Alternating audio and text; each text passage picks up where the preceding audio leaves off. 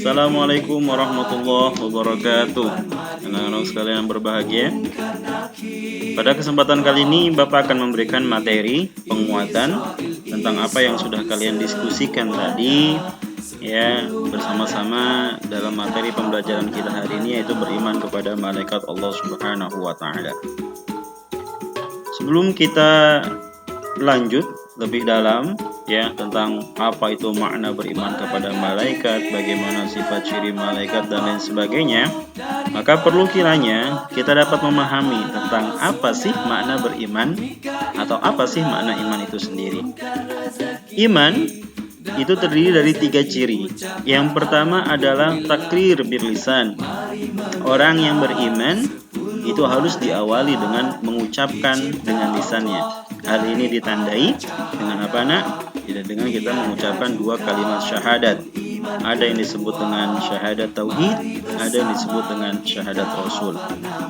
Setelah kita mengucapkan 2 kalimat syahadat, maka penting dan wajib bagi diri seorang yang beriman untuk membenarkan dan meyakinkan dalam hatinya ya tentang apa yang harus diimani sebagai seorang mukmin.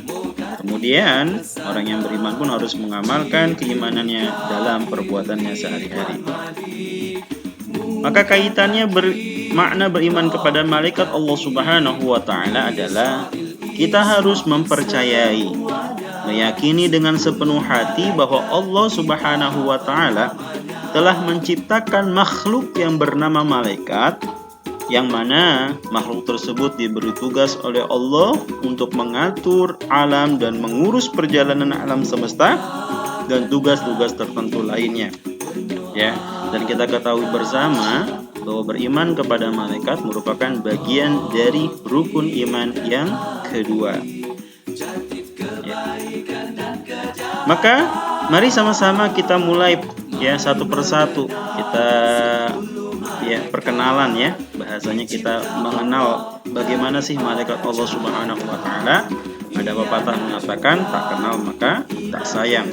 Ya, tak kenal maka kita tak bisa beriman kepada malaikatnya Allah Subhanahu wa taala. Nah, hal yang pertama yang harus kalian pahami adalah kalian harus bisa memahami bagaimana sifat dan ciri malaikat-malaikat Allah tersebut. Yang pertama, sifatnya malaikat Allah Subhanahu wa taala sejak ia diciptakan sampai nanti datangnya hari kiamat, sampai nanti Allah bangkitkan lagi kita semua di hari kiamat, malaikat selalu patuh, tunduk dan taat dalam menjalankan perintah Allah dan meninggalkan segala larangan Allah Subhanahu wa taala. Hal ini terdapat dalam Quran surat Tahrim ayat 6. Yang kedua, malaikat itu dari segi fisiknya ternyata dicirikan oleh Allah Subhanahu wa taala dalam makhluk yang memiliki sayap. Bentuknya seperti apa? Wallahu a'lam bishawab. Bapak tidak tahu. Tapi dalam sebuah hadis pernah Bapak membaca ya, cukuplah tatkala malaikat Jibril alaihi salam turun ke permukaan bumi pada malam Lailatul Qadar, satu kepakan sayapnya itu cukup menutupi bumi mulai dari ujung barat sampai dengan ujung timur bumi. Kemudian malaikat ya diciptakan oleh Allah Subhanahu wa taala tidak makan. Malaikat tidak minum. Ya, ini terdapat dalam Quran surah Hud ayat 69 sampai 70. Bahkan malaikat itu tidak berjenis kelamin. Tidak berjenis kelamin laki-laki dan tidak berjenis kelamin perempuan. Maka otomatis malaikat tidak seperti manusia, bereproduksi, punya anak, punya cucu, punya keturunan dan lain sebagainya. Sedangkan malaikat tidak. Nah, yang keempat adalah malaikat adalah makhluk Allah yang maksum, yang terbebas dari segala dosa. Hal ini ya terdapat dalam Quran surah Al-Anbiya ayat 26 sampai 28. Kita lihat yuk bagaimana Allah mencirikan malaikat-malaikat tersebut ya dengan segala kesempurnaannya yang Allah ceritakan dalam Al-Qur'an. Yang pertama tadi, masih ingat tadi? Quran surat At-Tahrim ayat 6 bercerita tentang apa? Ya, dalam Quran surat At-Tahrim Allah bercerita bahwasanya malaikat adalah makhluk yang patuh, yang taat dalam menjalankan perintah Allah dan selalu meninggalkan larangan Allah. Ini dalilnya. Ya. Kemudian yang kedua, malaikat punya sayap. Allah Subhanahu wa taala berfirman dalam Quran surah Fatir ayat 1 ya, di mana di situ Allah menjadikan malaikat sebagai utusan yang mengatur, mengurus berbagai macam yang memiliki sayap. Ya, uli ajnihatin masna wa sulasa wa ruba. Ada yang punya 2 sayap, ada yang punya 3 sayap, ada yang 4 sayap. Ya, sekali lagi wallahu a'lam bishawab, hanya Allah yang tahu ya akan ciptaannya dan kekuasaannya. Kemudian apa lagi? Ya, Quran surah Hud ayat 69-70 bahwa malaikat tidak makan dan minum. Ini cerita. Ya, tatkala 2 orang malaikat datang ke kediaman Nabi Ibrahim alaihissalam, kemudian Nabi Ibrahim ya memotong 1 ekor anak sapi, dimasak oleh beliau, kemudian dipersembahkan untuk tamunya. Ternyata si tamu tersebut tidak menjamahnya dan tidak menyentuh sama sekali makanan tersebut. Itu Allah ceritakan dalam Quran surah Hud ayat 69-70. Kemudian tadi ya sifat malaikat yang selanjutnya adalah maksum, terbebas dari dosa. Allah ceritakan bahwasanya bal ibadum mukramun, bahwasanya merekalah hamba-hamba Allah yang dimuliakan. Nah, anak-anakku sekalian, sekarang perlu kiranya ketika kita beriman kepada malaikat, ya, malaikat-malaikat Allah Subhanahu wa taala itu sesungguhnya jumlahnya sangatlah banyak, bahkan tidak terbatas. Namun yang wajib kita imani ya dalam syariat agama Islam cukup 10 saja, Nak.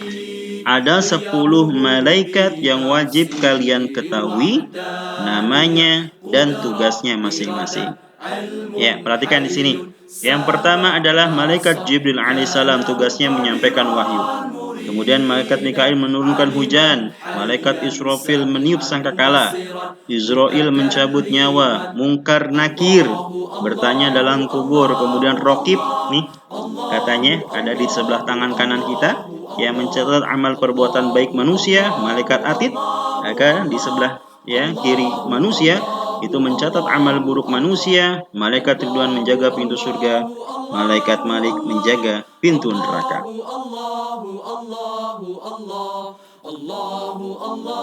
Nah, anak-anakku sekalian, sehingga apa sih ya dalam kehidupan kita sehari-hari yang bisa kita ambil maknanya dari sifat malaikat ya, dari sifat malaikat yang sudah Bapak jelaskan tadi, apa sih yang bisa kita lakukan sebagai manusia dalam kehidupan kita sehari-hari? Minimal ya Bapak mencirikan ada 6 ya.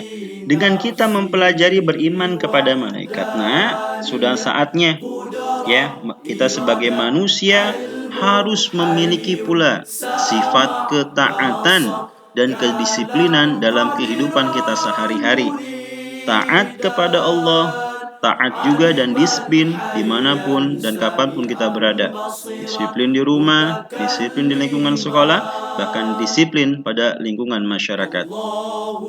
Yang kedua, perlu saatnya ya kita sebagai manusia harus memiliki sifat pengendalian diri dari perilaku-perilaku negatif.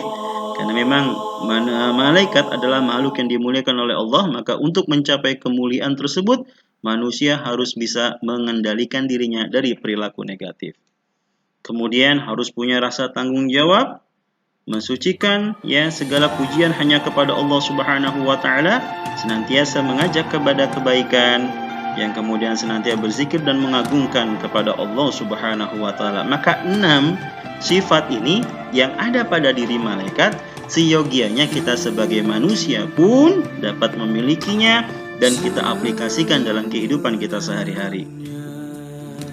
Terakhir, ya, apa sih ya hikmah-hikmah yang bisa kita ambil ketika kita sudah belajar hari ini ya dengan berbagai macam ya usaha yang sudah kalian lakukan pada hari ini dan kita bersama-sama memahaminya. Hikmah-hikmah apa saja yang dapat kita ambil? Ya, minimal ada 4 hikmah. Yang pertama, dengan beriman kepada malaikat memberi motivasi kepada kita untuk selalu taat dan bertakwa kepada Allah Subhanahu wa taala. Ingat nak, malaikat itu mengawasi segala perkataan dan perbuatan